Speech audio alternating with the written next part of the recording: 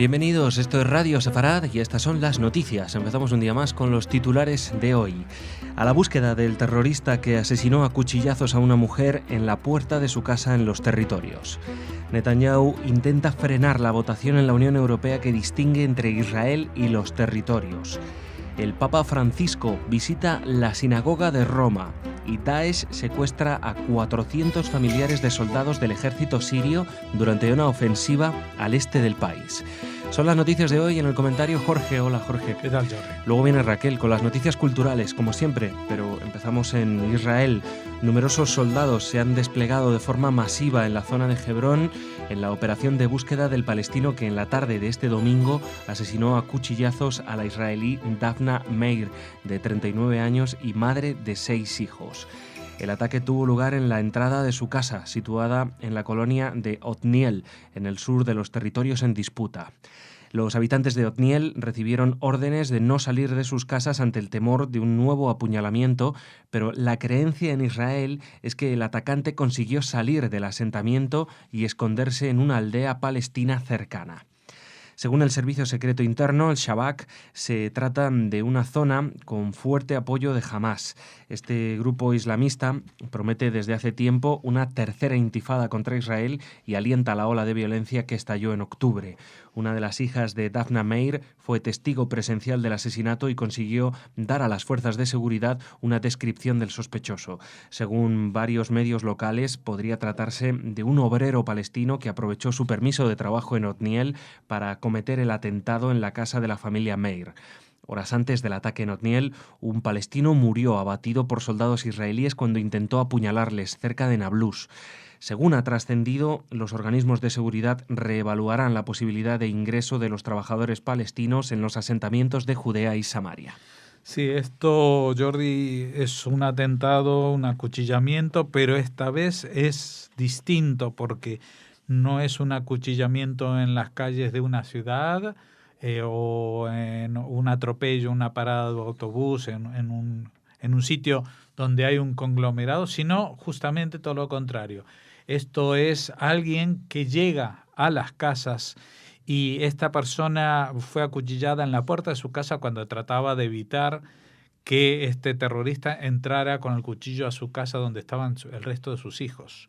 6 hijos tenía. Y era enfermera.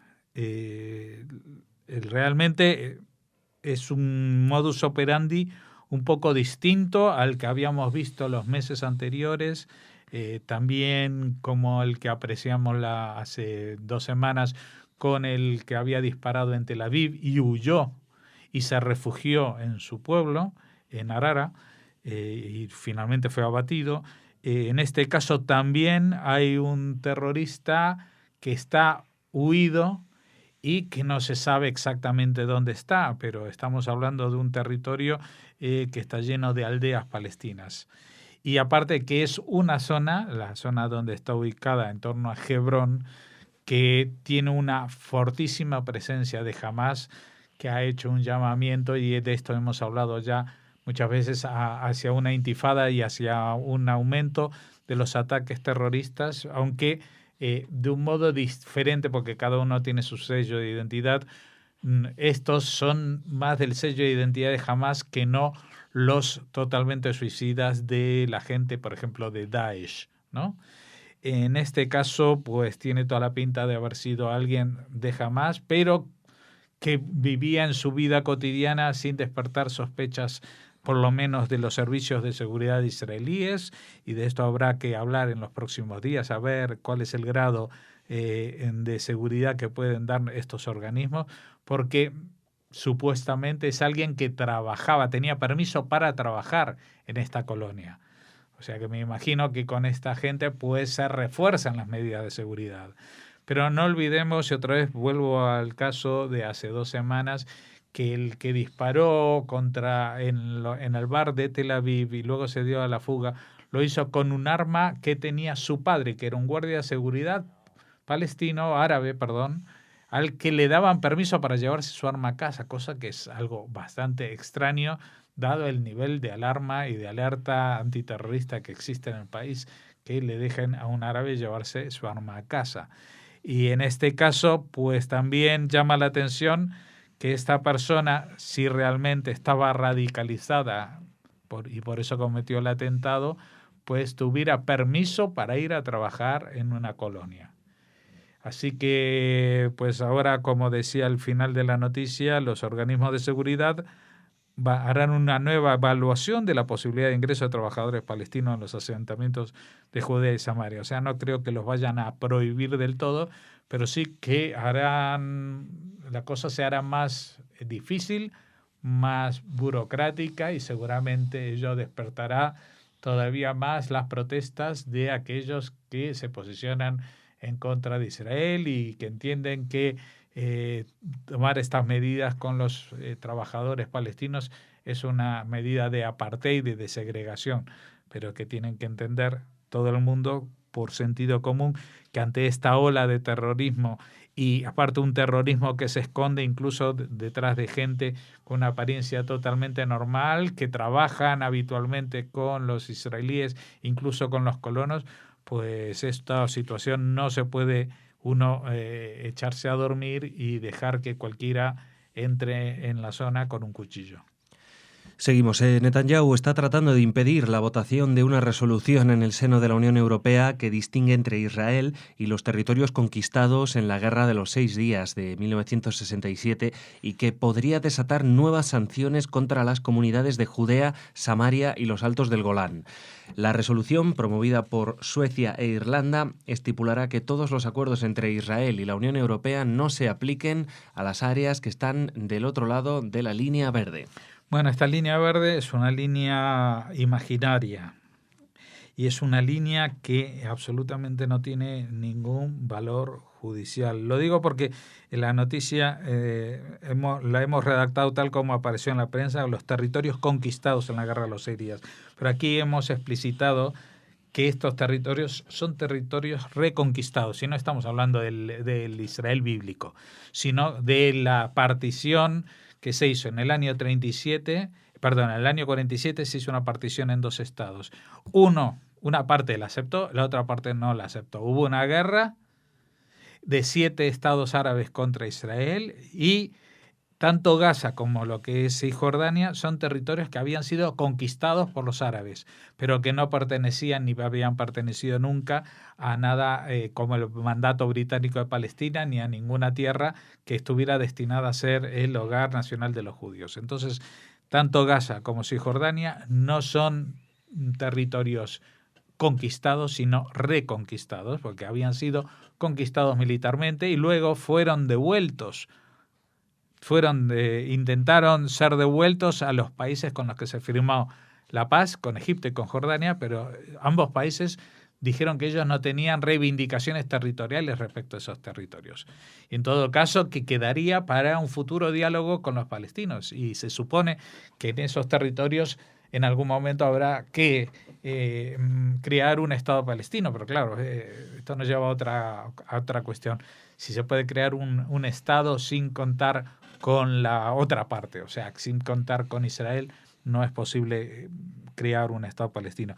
Y por lo tanto, la línea esta verde es una línea arbitraria, que es la línea del cese del fuego de la guerra de independencia, que se declaró el cese del fuego en el 49, y así quedaron las líneas. Eso no está reconocido como los límites definitivos de Israel por nadie, pero la Unión Europea, más que la Unión Europea, hay 2 gobiernos cuyos cancilleres, especialmente la canciller sueca, a la que se ha unido también, al parecer, los representantes de Irlanda, pues están tratando de impulsar una ley que presione todavía más a Israel en ese sentido de hacer una distinción entre lo que son los territorios y lo que son el territorio propiamente dentro de Israel, y esto afectaría también al comercio, también al deporte, también a la cultura, absolutamente a todo. Es una forma encubierta de un boicot y de unas sanciones, por lo menos a una parte del país. Y esto, pues Netanyahu está tratando de evitarlo, pero va a ser muy difícil, Cambiamos de tema. Este domingo el Papa Francisco visitó por primera vez la sinagoga de Roma y dijo: judíos y cristianos deben sentirse hermanos, unidos por el mismo Dios y por un rico patrimonio espiritual común. Las relaciones entre ambas comunidades han experimentado un impulso notable a partir de la comisión especial que instauró Pablo VI para las relaciones religiosas con los judíos en 1974. Desde entonces, este organismo continúa trabajando para profundizar en esta amistad que ha venido reforzada los últimos años con gestos tan significativos como las visitas de los 3 últimos pontífices, las que han hecho a la comunidad judía de la Ciudad Eterna. Como ha repetido el Papa, de enemigos y extraños hemos pasado a ser amigos y hermanos. Los cristianos, para comprenderse a sí mismos, no pueden no hacer referencia a las raíces judías. Y la Iglesia, al profesar la salvación a través de la fe en Cristo, reconoce la irrevocabilidad de la antigua alianza y el amor constante y fiel de Dios por Israel. Esta frase ha arrancado los aplausos de centenares de personas que han participado en el encuentro. En presencia de los supervivientes italianos del Holocausto, el Santo Padre no ha querido pasar por alto la gran tragedia moderna del pueblo judío, que ha calificado como la más inhumana barbarie perpetrada en nombre de una ideología que quería sustituir a Dios por el hombre. Bueno, y a todas estas palabras pues yo poco más puedo comentar, simplemente añadir que ha sido la primera visita del Papa Francisco, que como se mencionaba, los 3 papas anteriores ya habían hecho visitas a la sinagoga de Roma, porque ya sabes, Jordi, que a diferencia de la fe católica, que tiene un guía espiritual o un representante máximo en la figura del Papa y está situado en la Ciudad del Vaticano, pues con el judaísmo pues eso no existe el rabino mayor del judaísmo, ¿no? Incluso para Israel hay 2 rabinos mayores, pero en el caso de la sinagoga de Roma tiene un valor simbólico añadido, primero porque es posiblemente la comunidad judía europea más antigua, la de Roma, y segundo porque esta sinagoga, pues al encontrarse en la misma ciudad que el Vaticano, pues ha permanecido siempre en un contacto muy estrecho con la fe católica y a través de ellos muchas veces se han trazado y tendido vínculos entre ambas religiones. Así que desde aquí, pues nos encanta ver que sea lo más normal del mundo que un papa visite una sinagoga y por supuesto que los principales rabinos del mundo judío también visiten el Vaticano. Volvemos a Oriente Próximo. Al menos 400 civiles, muchos de ellos familiares de efectivos de las fuerzas del régimen sirio, han sido secuestrados por el grupo terrorista Daesh en la ciudad de Deir el-Zur, en el este de Siria, después de lanzar un ataque que causó entre 135 y 280 muertos. Los rehenes fueron trasladados a la periferia occidental de Deir el-Zur y a la zona de Ma'adan, a las afueras de la ciudad de Raqqa, el principal feudo de Daesh en Siria. Las fuerzas gubernamentales apenas controlan unos pocos barrios en el norte de Deir el-Zur, así como el aeropuerto militar adyacente a la urbe. Sí, esto va a añadir presión a los soldados del régimen sirio, porque esto es una acción, digamos, simbólica de Daesh, diciendo, bueno, nos llevamos y vamos a torturar, etcétera, etcétera, a vuestros propios familiares. Y no me extrañaría que en los próximos días tengamos algún super éxito de blockbuster de estos vídeos que prepara el Daesh para mostrar su crueldad, y especialmente cuando tiene un objetivo de amedrentar en concreto a un grupo como puede ser el propio ejército sirio. Lo que sí a mí me llama la atención de esta noticia son las cifras, ¿no? Porque sean descomunales. Se llevaron 400 civiles secuestrados y han causado entre 135 y 280 muertos. Pero a mí me resulta llamativa estas cifras cuando, por otra parte, por ejemplo, ayer mismo se daban las noticias de un ataque de la coalición internacional, incluida Rusia y no sé qué, contra Raqqa, un ataque devastador, y resulta que han muerto 40 personas, y la mayoría civiles y niños. Entonces me parece que la represión a Daesh está con un grado de efectividad muy cercana al 0. prácticamente nula, y los únicos que logran avances en algún sentido son los que avanzan por tierra. Bien, las fuerzas chiitas iraníes que están infiltradas de alguna manera en tierras iraquíes combatiendo a Daesh, bien los peshmergas kurdos que desde sus localizaciones también se enfrentan de forma decidida, bien a través del ejército sirio que, aunque digamos no está tan motivado quizás como los otros, sí que para ellos es también una última frontera, porque saben que en el momento que el Daesh logre algún avance en su frente, pues caerán como moscas, y en el momento que caiga Damasco, pues ellos y su familia sufrirán las consecuencias. Y ahora pues tienen el acicate del apoyo ruso, pero los que están haciendo el trabajo sucio en el terreno contra Daesh siguen siendo los mismos, los del ejército sirio, los voluntarios iraníes, algunos del ejército iraquí que ahora empieza a hacer alguna cosa, y los peshmergas kurdos. Pero todavía no es suficiente. Si hubiera allí un ejército occidental en tierra, pues esto se habría acabado hace mucho tiempo.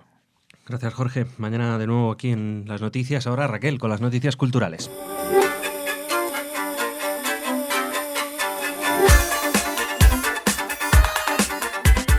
Tras esta pequeña pausa, como siempre, Raquel nos visita para darnos noticias culturales. Hola, Raquel. Hola, Jordi. ¿Qué tal? Empezamos con una efemérides muy importante que se nos escapó en las noticias de los lunes. Vaya, dime Estábamos cuál fue. ahí con todos estos nacimientos Sí, de científicos y de escritores y de cineastas. Recordemos el de Eisenstein. Y bueno, no les hablamos en concreto de que esta semana pues conmemoramos los 30 años de relaciones diplomáticas entre España e Israel. Fíjate, nada menos, además, una cifra redonda. Tras 38 años sin vínculos oficiales, este hecho histórico, bueno, pues lo celebramos ahora con la esperanza de que este año de conmemoraciones sirva todavía más para unir todavía más a España e Israel. Cuando nació el Estado en 1948, bueno, pues ni Ben Gurión ni el resto de autoridades querían saber nada del régimen de Franco, en el que se veía la supervivencia del fascismo europeo que derivó en el Holocausto. Y un aliado de Hitler, obviamente. Entonces, tuvimos que esperar hasta 1986. Además, en aquel momento, en el 48, España estaba sometida a cierto ostracismo. Israel no quería, bueno, pues tampoco ganarse apoyos porque buscaba ser aceptado en la ONU. La década siguiente fue una España que no le importaba mucho a Occidente por razones obvias, la que cultivó sus relaciones con los países árabes, lo que provocó, bueno, pues el rechazo al acercamiento a Israel. Fue la transición en el que en el momento de la transición se empieza a revisar esta situación, pero los primeros gobiernos temían la reacción de los países árabes, ya saben, la conocida amistad hispano-árabe, por lo que se fue retrasando la cuestión, hasta llegar al gobierno de Felipe González, quien mantenía una amistad personal con Simón Peres, el que cerró un acuerdo que se firmó en La Haya, que era sede entonces de la presidencia semestral europea, el mismo año en que España ingresaba en la Comunidad Europea. Así que nada, cuando entrevistamos al embajador de España en Israel, a Fernando Carderera, hablamos de estos 30 años que van a suponer, bueno, pues un montón de actividades y de encuentros que van a potenciar, eso esperamos, estas relaciones, no solo diplomáticas. Pues nada, hay muchos cursos de flamenco en Israel, seguro. Y de guitarra española. Cosas. No solo, por supuesto. Pues nada, a ver si aquí en España también sacamos pecho y ¿por qué no?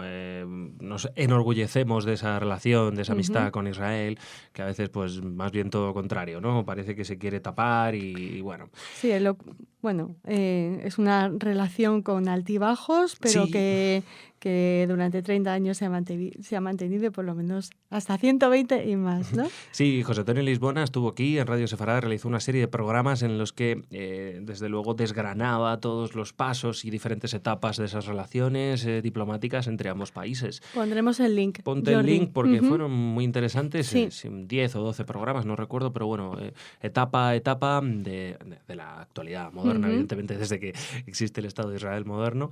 Y bueno, pues nada, era... ¿Qué decir? Lisbona sigue dando conferencias hablando de eso por ahí y maravillosas los siempre. Primeros.